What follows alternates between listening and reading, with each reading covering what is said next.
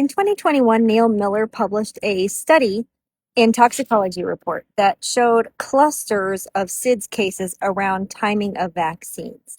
And that was recently pulled because the publisher, the Toxicology Report, said that they didn't like the methodology. Speaking of methodology that doesn't look good, a lot of the autism studies where they looked at vaccine like MMR versus no MMR, the methodology sucked.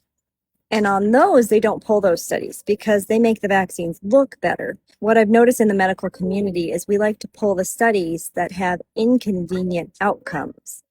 And that's when we start nitpicking the methods of the study. We don't do that with the other studies. Now, Neil Miller, the author, is fighting it, saying, no, the methods were sound.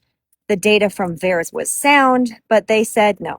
I've had a few people asking, do I have the original study? Because if you go into the website, it no longer has a study, it has a retraction statement right here. And I do have the PDF. I saved the PDF, but I started looking into copyright because I don't have the authority to just start giving it to everybody. I do have it. And it turns out that when a journal owns the copyright of an article or a study, the authors usually don't have any rights anymore, which means that if the journal decides to retract it, they don't give the rights back to the author.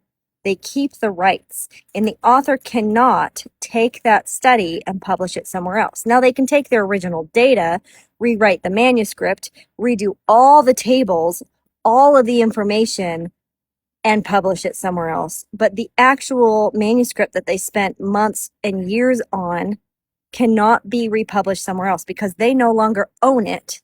The journal owns it. So if the toxicology report says we retract it, we don't want the public to see it, then they have the right to tell the author that you can't even distribute this data, which means I can't distribute this data. I have it. I don't want to get in trouble for copyright issues, but I have it, which means I can still have access to the information in the study.